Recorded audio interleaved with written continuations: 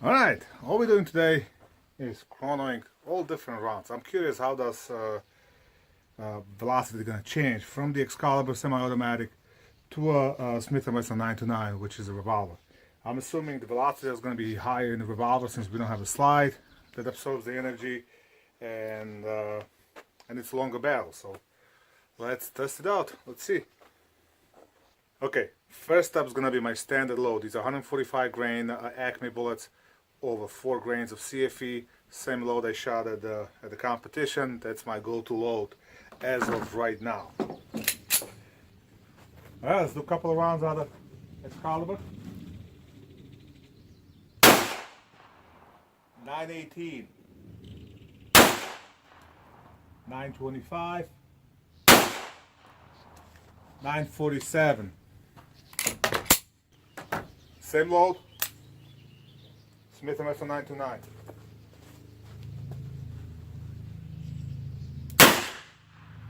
946, 937, 926. So surprisingly, they're not that much harder. I mean, a little increase in velocity, but nothing significant.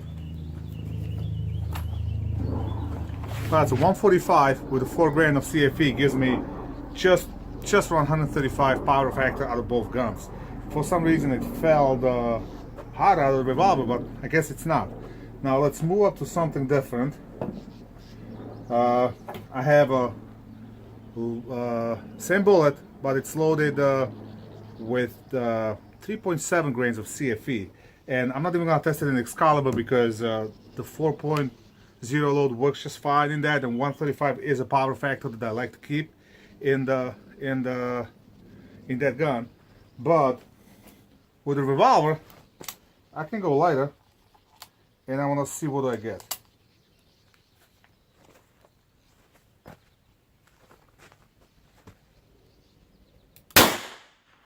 $919, 866, 899, 832, 853. Alright, so definitely lighter. Alright, so the lighter load gives me a power factor about 126. So that still works. I might do a separate ammo for the revolver. Now we're gonna start playing. I have a factory. These are what are these? Federal, 115 grain, and this is for the pop squares. I'm gonna show him the difference in a recoil. So we'll shoot these just to get the speed and the power factor, and then we'll jump straight up to 165. Now these last time barely made a power factor. I bumped the load. It's about 3.2 grains of CFE, and I shortened the oil just a little bit over the length. So let's see how they work.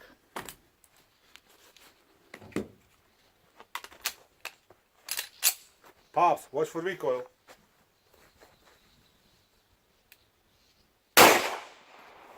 $1,210.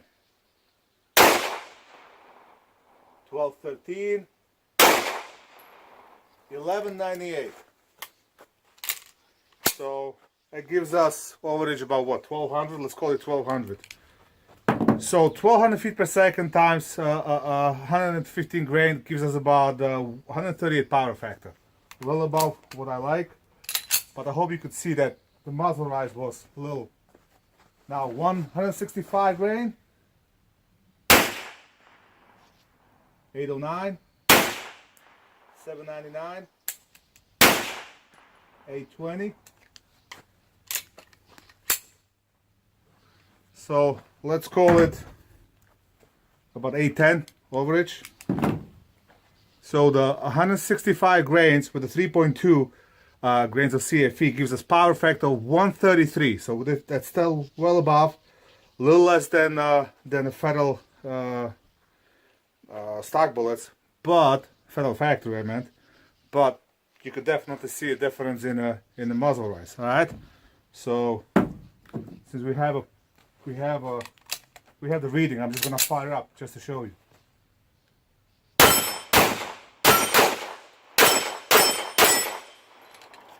All right, those are the Federal 115, 165.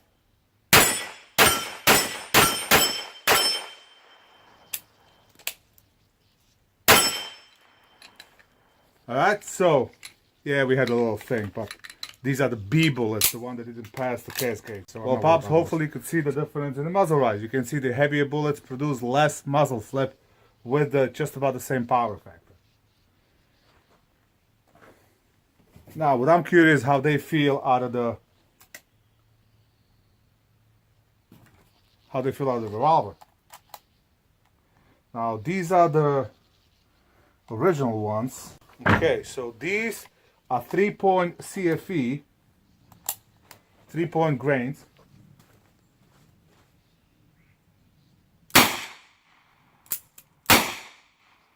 .754, 756, 725.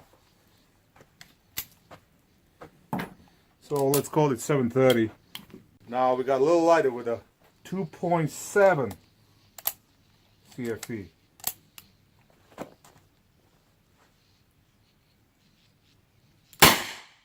.693, 701, 656, 667, 673. So I'm gonna call this, let's say 680. I'm not sure what the power factor is for the revolver, but I like to keep it about 125 no matter what. So the 3-point CFE doesn't really make it even out of the revolver. I'm surprised. It's just over 120 power factor. So I guess 3.2 makes 133, and it should work with all my guns. Not sure if you guys are any smarter or just more confused with all these power factors right now, but one thing to remember, the heavier bullet produces less muzzle flip. Up to a certain limit, you gotta find a heavy bullet that also performs well in your gun. The 165 Extremes didn't really perform that well in my Excalibur. The 165 EBG heads, maybe because they size a little bigger, they 3.7 instead of 3.6, they seem to be working better as far as accuracy goes. I'm gonna go and set up the target and see if I can see some kind of accuracy reading. And of course, like an idiot, I didn't bring any targets, but I found some here, so we'll just fire a couple of shots at about 12 yards.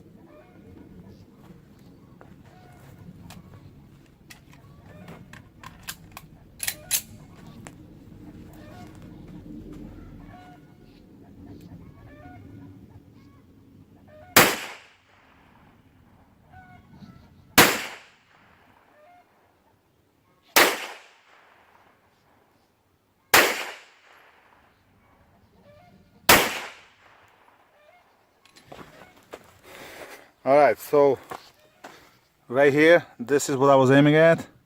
Basically just put a dot on it, and this is where the shots went, right here. So maybe I need to adjust my shots, but it seems they grouped semi-decent. So this was the very first shot. It's actually two of them, and the rest are over here. So I guess when I adjusted the side, it actually works a little better.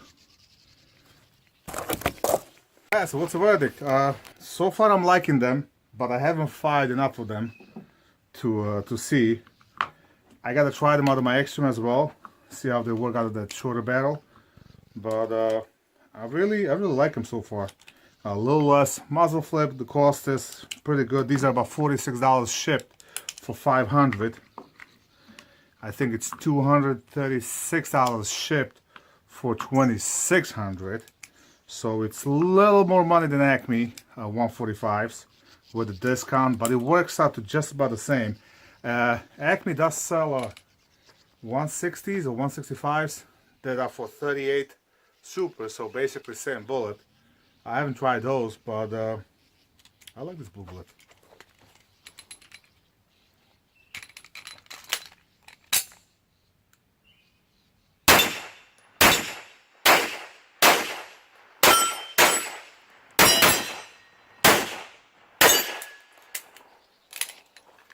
Works fine.